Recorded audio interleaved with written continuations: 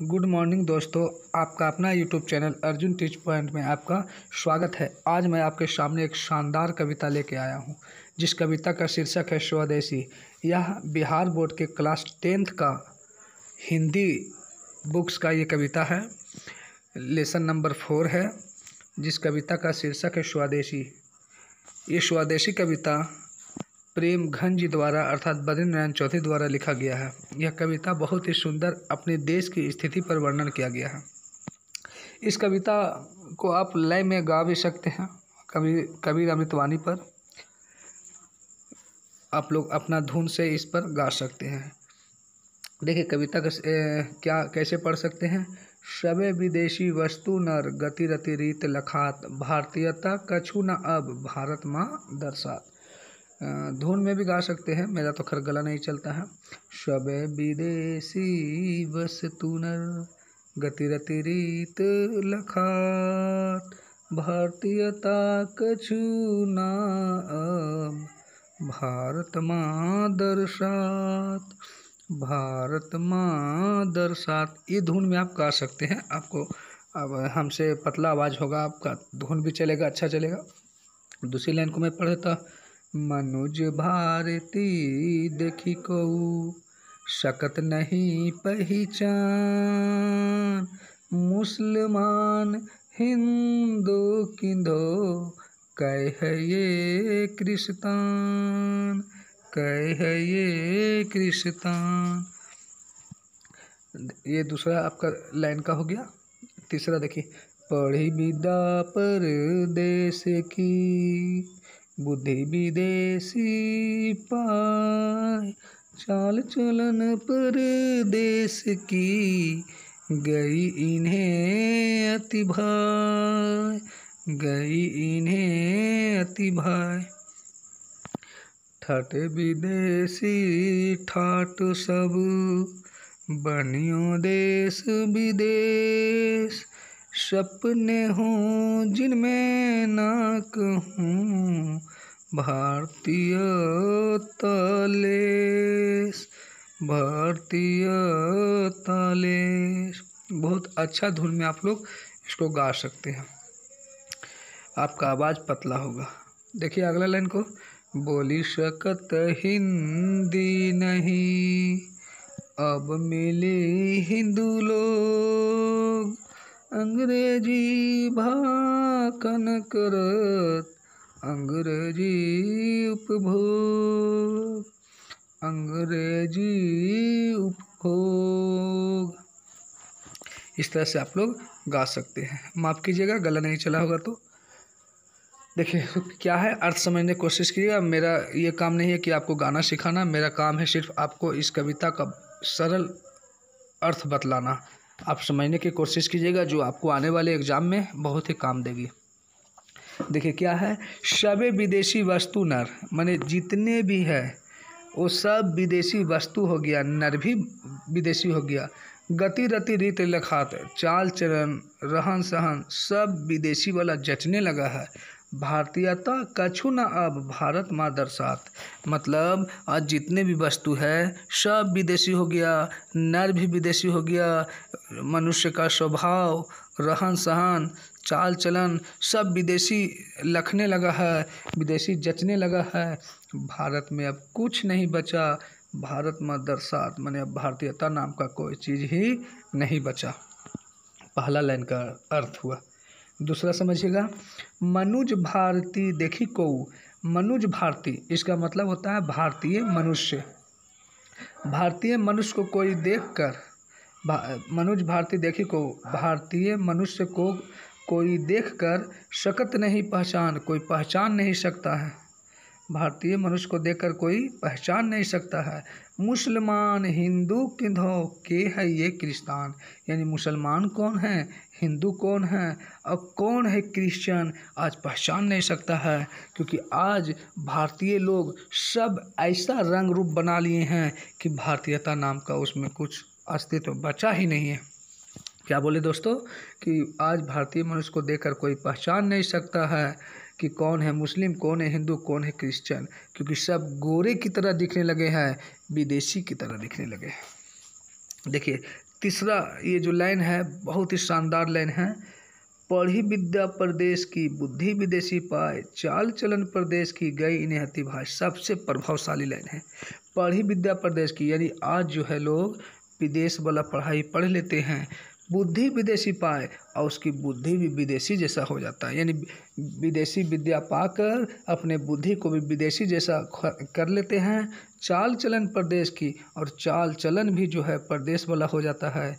गई इन्हें अति भाए, बहुत जचने लगता है, अच्छा लगने लगता है। यानी विदेशी शिक्षा पाकर अपना बुद्धि को भी विदेशी बना लेते हैं लोग, चाल चलन सब विदेश वाला उनको जचने लगता है। इस प्रकार से ये दोहा नंबर 3 हुआ। अगला दोहा नंबर 4। ठटे विदेशी ठाट सब, बनियो देश विदेश, सपने हूँ जिनमें ना कहूँ भारतीयता लेश। आज जो है ठाट बात, ठटे विदेशी ठाट सब, आज देखिएगा ठाट बात जितना भी है सब विदेशी की तरह। आप सोचिए ना कि आप घर में जितने वस्तु को इस्तेमाल कर रहे हैं वो अधिकतर वस्तु आपका विदेशी वाला मिलेगा, अपना देश वाला कहाँ। तो ठटे विदेशी ठाट सब, बनियो देश विदेश। आज ठाट बाट जो है सब विदेश की तरह, बनियो देश विदेश, यानी देश जो है विदेश के जैसा बन गया। सपने हूँ जिनमें ना कहूँ भारतीयता लेश। आज सपना में भी भारत का नाम नहीं है, भारतीयता लेश हो गई है, नष्ट हो गई है। आज जो है सब ठाट बाट सब विदेश की तरह बन गया है, अर्थात देश का होना चाहिए तो सब विदेश बन गया। सपना में भी भारत का नाम नहीं ले रहे लोग, सपना में भी भारत के वस्तु को लोग नहीं ले रहे नाम। इस तरह से भारतीयता लेस हो गई है, समाप्त हो गई है। दोहा नंबर 4। अब दोहा नंबर 5 देखिए।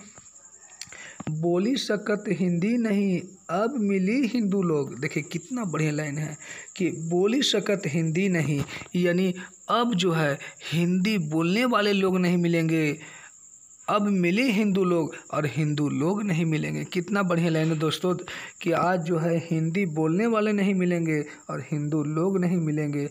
अंग्रेजी भाखन करत, अंग्रेजी उपभोग, अंग्रेजी का आप लोग माने भाखन करने लगे, खाने लगे हैं, अंग्रेजी वस्तुओं को ही उपभोग करने लगे हैं। आज देखिए आज हमारा देश भारत तो है, यहाँ का राष्ट्रभाषा हिंदी है, लेकिन आज हिंदी बोलने वाले नहीं मिलेंगे। आप देखिए ना अगल बगल में, आप अगर हिंदी, आपको कौन ऐसा नहीं है, एक अनपढ़ से अनपढ़ महिला भी जो है वो अंग्रेजी बोलते हैं। जैसे मान लीजिए कि कोई महिला है आपके घर में, तो कभी भी इलाज करने वाले को वो वैद्य जी नहीं बोलेंगे, वो जब भी बोलेंगे तो डॉक्टर बोलेंगे, तो डॉक्टर आपका अंग्रेजी शब्द है। बहुत सारे आपके एग्जाम्पल है आपके घर में ही, जो अनपढ़ महिला है वो भी अंग्रेजी बोलती है। इस प्रकार से आज जो है अंग्रेजी का लोग इस्तेमाल। अब देखिए अगला अनुच्छेद, अगला जो टाइप है वो देखिए, मतलब दोहा नंबर 6 क्या है, अंग्रेजी वाहन। हाँ तो इसको भी उसी लाइन से गाना है, कैसे बताए थे अभी। अंग्रेजी वाहन बसन, बेस रीति और नीति, अंग्रेजी रुचि गिरी, सकल वस्तु देश विपरीत, सकल वस्तु देश विपरीत, हिंदुस्तानी नाम सुनी, अब ये सकुचिल जात, भारतीय सब वस्तु ही, सोए हाय गिनात, सोए हाय गिनात। इस तरह से आप गा लीजिएगा, हम सिर्फ अर्थ समझाने की कोशिश कर रहे हैं, तो ध्यान दीजिए। क्या है, अंग्रेजी वाहन वसन वेश रीति और नीति, अंग्रेजी रुचि गृह सकल वस्तु देश विपरीत। देखिए आज का जो भारतीय लोग हैं उनमें तो भारतीयता कुछ है ही नहीं। अंग्रेजी वाहन, देखिए गाड़ी भी जो लेंगे वो एकदम वाहन जो लेंगे, अंग्रेजी वाहन माने गाड़ी घोड़ा भी लेंगे वो भी विदेशी चाहिए, अर्थात मॉडलाइज चाहिए, बिना मॉडल वाला नहीं है। एक से एक नया मॉडल आता है उसको लोग लेना चाहते हैं। बसन माने बस भी रहे हैं वो अंग्रेजी स्टाइल में।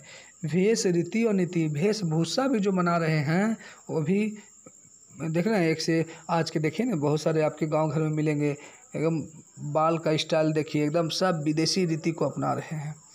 तो वाहन हो गया, बसन हो गया, वेशभूषा हो गया, सब विदेशी हो गया, अंग्रेजी हो गया। अंग्रेजी रुचि गृह सकल वस्तु देश विपरीत, यानी आज अंग्रेजी लोगों को जचने लगा है। घर तक अंग्रेजी बनाते हैं लोग, माने नया मॉडल का। शकल भी अंग्रेजी, वस्तु देश विपरीत, वस्तु भी जो है अपना देश का होना चाहिए तो उल्टा यानी विदेशी वस्तु होता है। आज हर जगह विदेशी वस्तु का इस्तेमाल किया जा रहा है। अब देखिए दोहा नंबर 7 क्या है, हिंदुस्तानी नाम सुनी अब ये सकुची लजात। देखिए आज जो है हिंदुस्तानी लोग ही हिंदुस्तान का नाम सुनकर लजाने लगे हैं। लजाते कि अरे कौन देश, हिंदुस्तान। अमेरिका में हम रहते हैं तो इंग्लैंड में रहते हैं, इंग्लैंड वाले अच्छे हैं, अमेरिका वाले अच्छे हैं, लेकिन आज जो है हिंदुस्तानी लोग हिंदुस्तान का नाम सुनकर लजाने लगे हैं। भारतीय सब वस्तु ही सोए हाय गिनत, और भारत की वस्तु देखकर लोग घिनाने लगे। सोचिए कितने बड़े शर्म की बात है कि हिंदुस्तानी लोग हो करके भी हिंदुस्तानी को नाम लेने से, हिंदुस्तान कहने से अपने आप को लजाते हैं, और भारत के वस्तु देख करके घृणा करते हैं, घिनाते हैं। सोच लिए क्या दशा है। आने वाला समय में तो लग रहा है कि हिंदुस्तान का इन लोग एक वस्तु भी इस्तेमाल नहीं करेंगे। अब देखिए नेक्स्ट लाइन है, देश नगर बानक बनो सब अंग्रेजी चाल। 8वां दोहा, देश नगर बानक बनो सब अंग्रेजी चाल, हाटन मैं देखूं भरा बसे अंग्रेजी माल। आज जो है देश नगर सब बन गया, किस तरह से, सब अंग्रेजी चाल, सब अंग्रेजी चाल से चल रहा है। जैसा इंग्लैंड में चलता है लोग, वही चाल से सब चलने लगे हैं।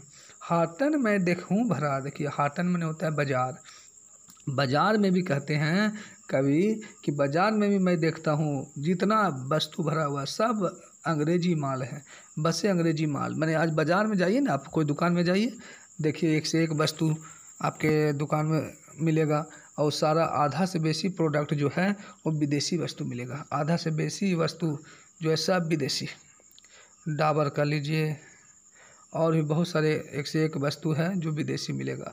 तो आज बाज़ार में भी जितना वस्तु भरा रहता है वो सब विदेशी, देश नगर सब विदेशी, सब अंग्रेजी चाल चलने लगा। बाज़ार में भी, हाटन में देखो बड़ा माने, बाज़ार में भी जो है जितना वस्तु भरा वो सब अंग्रेजी माल। अब देखिए अगला पॉइंट, जिनसो समल सकत नहीं तन की धोती ढीली ढाली। देखिए बहुत ही सुंदर लाइन है, ये प्रहार किया गया है किसको पर, नेता लोग पर। जिनसो संभल सकत नहीं तन की धोती ढीली ढाली, देश प्रबंध करेंगे वे यह कैसे खाम ख्याली। देखिए कितना बढ़िया लाइन है कि आज हमारा वस्त्र जो है धोती और कुर्ता है, नेता का भी वस्त्र जो है धोती और कुर्ता है।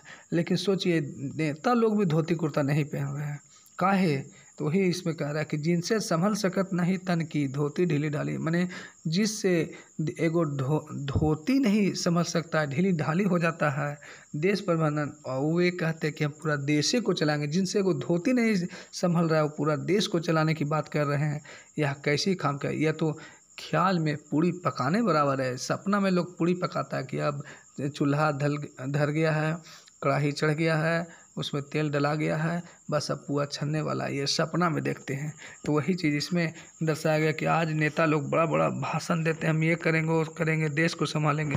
सोचिए दोस्तों, एगो धोती जो है ढीली ढाली नहीं संभल पाता है तो देश को क्या प्रबंध करेंगे, ये तो ख्याल में पूरी पकाने बराबर है। इस तरह से आज स्वदेशी कविता के माध्यम से नेता पर ही प्रहार किया गया है। अब देखिए अंतिम दोहा, जिस दोहा का नाम है दोहा नंबर 10, क्या है, दास बिरती की चाह चहूँ दिसु चारहूँ बड़न बढ़ाली, करद खुशामत झूठ प्रशंसा मानहूँ बने डफाली। कितना सुंदर लाइन है, दास बिरती की चाह चहूँ दिसी चारहूँ बड़न बढ़ाली, यानी 10 दिशा में चारों वर्णों में एक आवाज़ गूंज रहा है, करत खुशामत झूठ प्रशंसा, यानी झूठ मूठ के लोग प्रशंसा कर रहे हैं कि हम भारतीय हैं। मनहू बने डफाली, मन से डफली बजा बजा के प्रशंसा कर रहे हैं, लेकिन हकीकत में उसमें भारतीयता नाम का कोई चीज़ देखने को नहीं मिलता है। अर्थात भारतीयता समाप्त हो चुकी है, भारत का अस्तित्व खत्म हो गया है। इस प्रकार से इस कविता के माध्यम से अपने देश का वस्तु इस्तेमाल करनी चाहिए, अपने देश की स्थिति, अपने देश का प्रोडक्ट, अपने देश का मतलब जो भी हो सब इस्तेमाल करना चाहिए। लेकिन आज जो है विदेशी वस्तु को इस्तेमाल करें, कवि को बहुत लज्जा आती है कि आज भारत जो है माने अंग्रेज़ तो यहाँ से चले गए हैं, लेकिन ऐसा करके चले गए हैं जो अभी भी यहाँ के लोग गुलाम हैं। इस तरह से आपका जो है भारत के वस्तु पर चर्चा किया गया है।